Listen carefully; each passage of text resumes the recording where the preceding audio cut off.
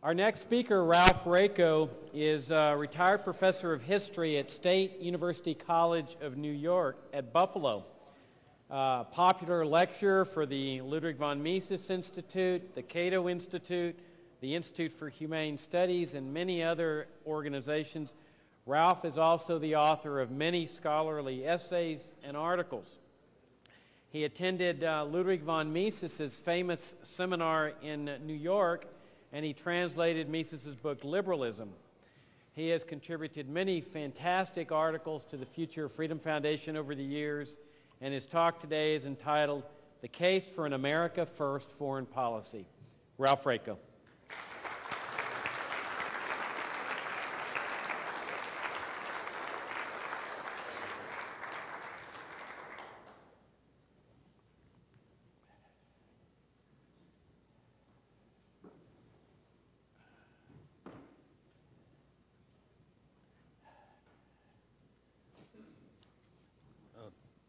Good morning, ladies and gentlemen. I'm very happy to be at this great conference, and I have to thank Bumper for his actually surprisingly skimpy introduction of me.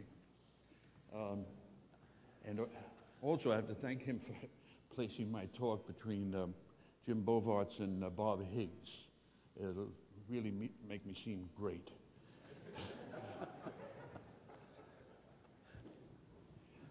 Okay, we're going to be talking today about the, what?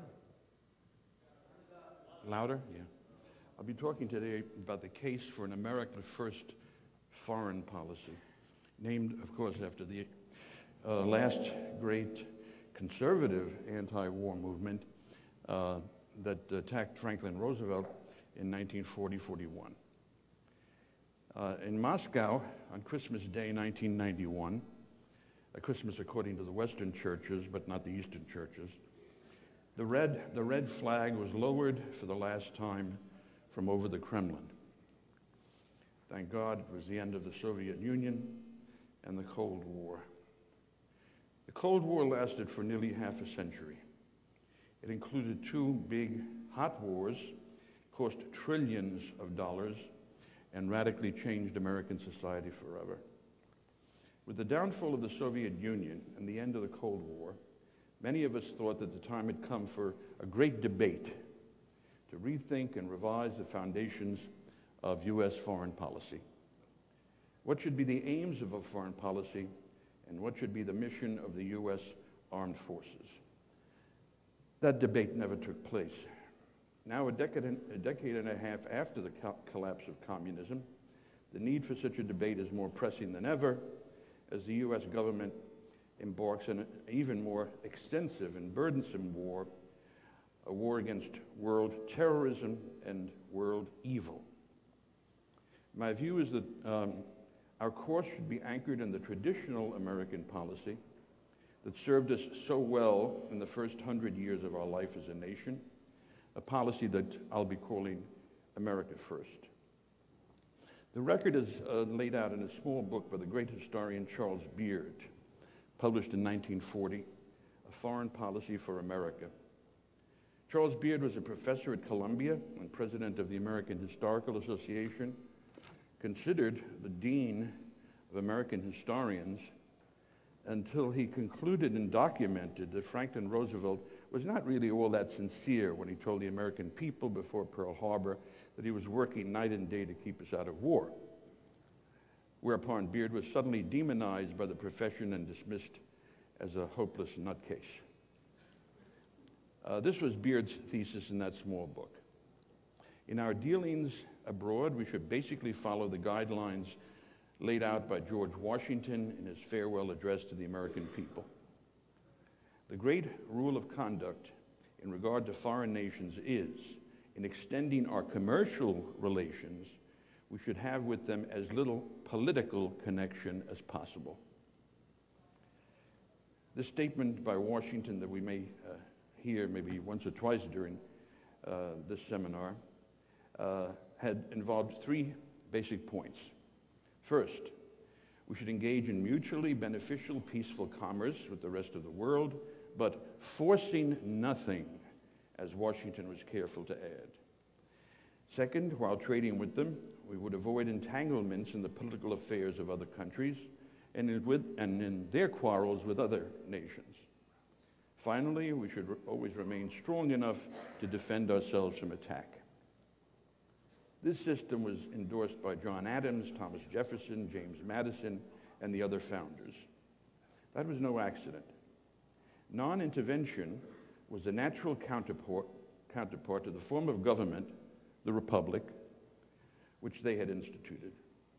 The monarchies of Europe were all massive war machines, systematically exploiting the people to finance the never-ending conflicts and to support the military and civilian bureaucracy that those conflicts necessitated.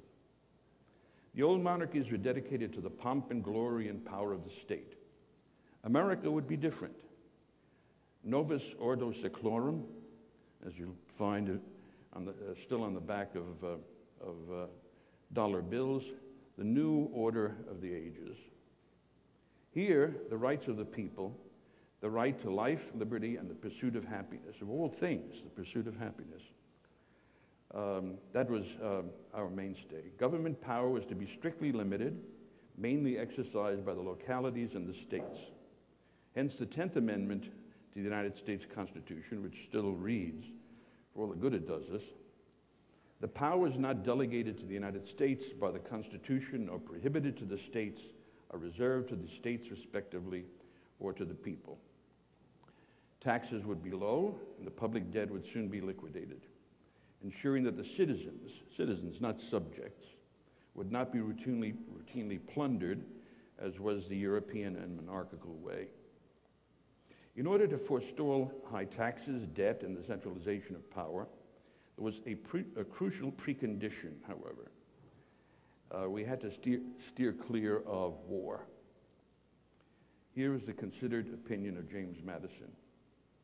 Of all the enemies of true liberty, war is perhaps the most to be dreaded because it comprises and develops the germ of every other. War is the parent of armies.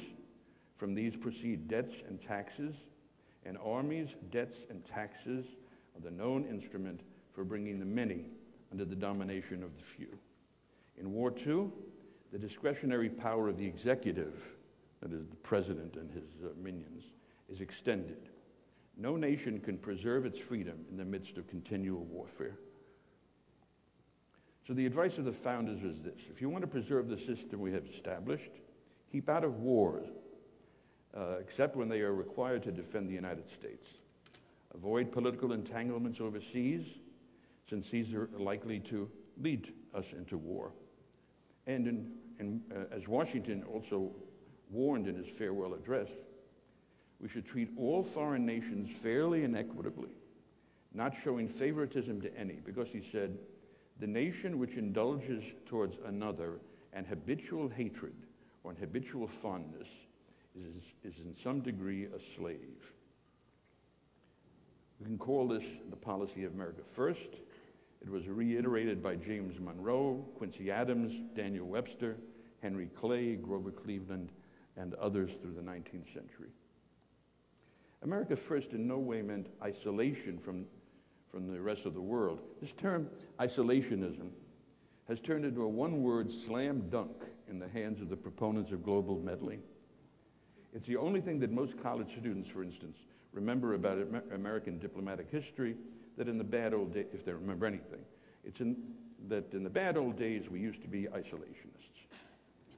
But no one was more of a cosmopolitan than Thomas Jefferson. America, following Washington, Jefferson, and the others, welcomed trade and cultural exchanges with all nations while rejecting political connections.